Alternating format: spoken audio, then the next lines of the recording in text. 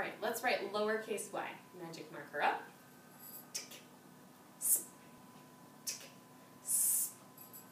Again. And the last time.